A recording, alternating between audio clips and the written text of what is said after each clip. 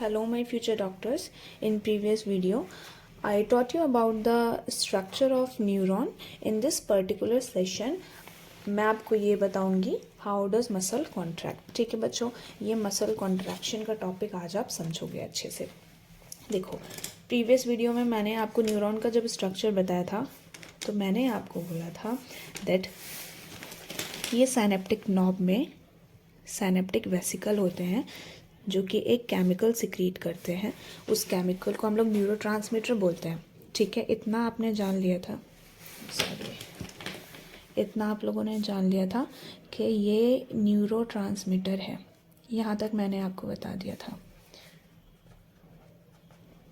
अब आप लोग बताओगे कि ये केमिकल का नाम क्या है. ये जो न्यूरोट्रांसमीटर है इसका नाम होता है एसिटाइल कोलिन. एसिटाइल कोलिन, इसको आप शॉर्ट फॉर्म में ACH भी बोलते हो, ACH. ठीक है. अब क्योंकि हमको मसल कॉन्ट्रैक्ट करानी है तो उसके लिए हम एक स्केलेटल मसल सेल भी ले लेते हैं.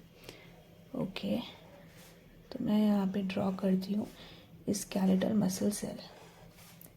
आप लोग मुझे बताओ plasma membrane of skeletal muscle cell को क्या बोलते हो. जैसे प्रीवियस वीडियो में मैंने आपको बताया था कि एक्सॉन की प्लाज्मा मेम्ब्रेन को एक्सोलेमा कहते हैं, वैसे ही इसकी जो प्लाज्मा मेम्ब्रेन है ये प्लाज्मा मेम्ब्रेन को क्या बोलते हो, sarcolemma. Plasma membrane of skeletal muscle cell. दूसरी चीज़ बेटा ये कि ये जो स्केलेटल मसल सेल मैंने बनाई है, स्केलेटल मसल सेल, इसको बोलते हो आप मायोफाइबर. क्या बोलोगे, मायोफाइबर. आई एम सॉरी बच्चों, this pen is not working, so sorry. Myofibre. ठीक है, इसको आपने स्केलेटल मसल सेल को मायोफाइबर बोला है. प्लीज़ अभी ये याद रखना क्योंकि आप आगे कंफ्यूज हो सकते हो, इसीलिए मैंने आपको पहले ही बता दिया कि इसको आप मायोफाइबर बोलोगे.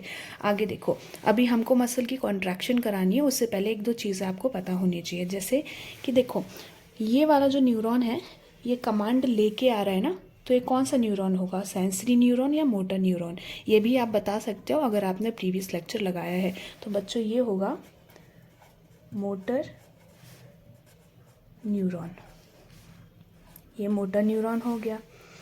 अच्छा, अब अगर मैं ये मोटर न्यूरॉन प्लस इस मसल सेल दोनों को अगर इंक्लूड करती हूँ, अगर मैं ये motor neuron plus skeletal muscle cell दोनों को अगर इंक्लूड करती हूँ तो आप इसको बोलोगे motor unit.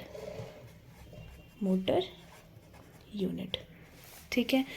Next, neuromuscular junction क्या होता है बच्चों. देखो नाम में आ रहा है, इतना घबराने की कुछ बात ही नहीं है, नाम में ही आ रहा है न्यूरोमस्कुलर जंक्शन. न्यूरोमस्कुलर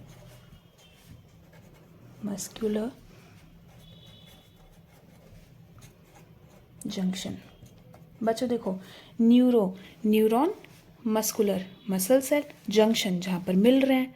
ठीक है, neuro means neuron, muscular muscle cell and junction जहाँ पे मिल रहे हैं, तो न्यूरो मस्कुलर जंक्शन.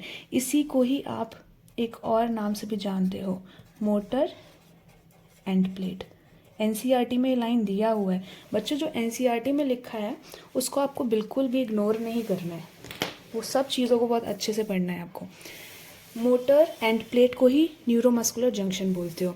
अब आगे का प्रोसेस देखो, मैंने आपको बोला कि सिग्नल आया, डेंड्राइट्स पे रिसेप्टर हैं, उन लोगों ने सिग्नल को रिसीव किया.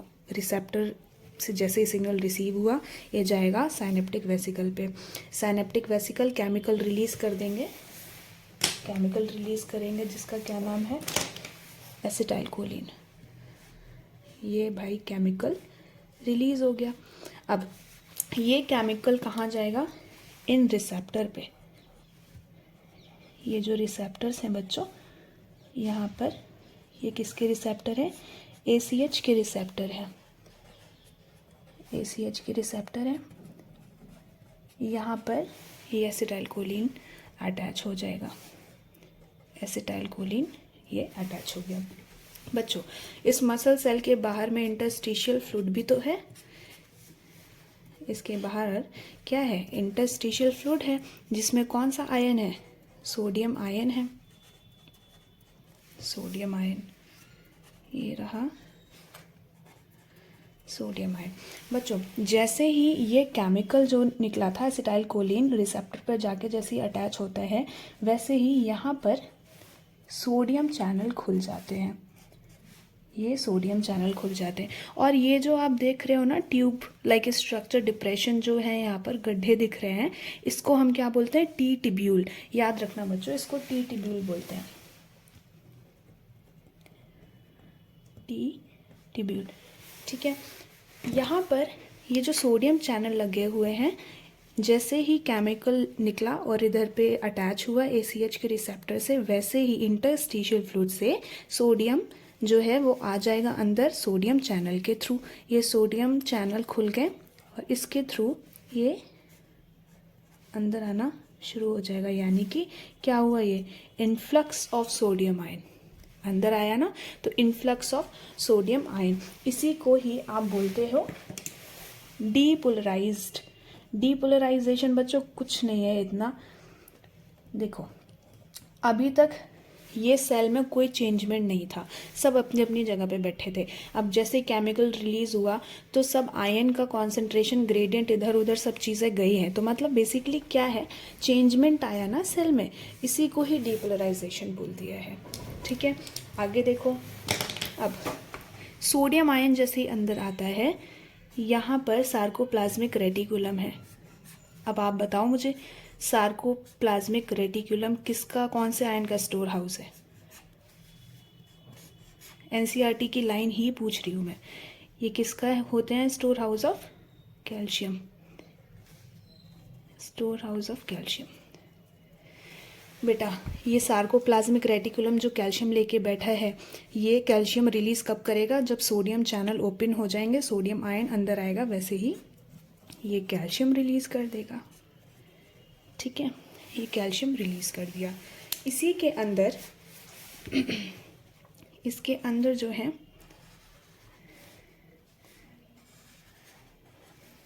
ऐसे स्ट्रक्चर हैं, रॉड लाइक स्ट्रक्चर हैं काफ़ी सारे।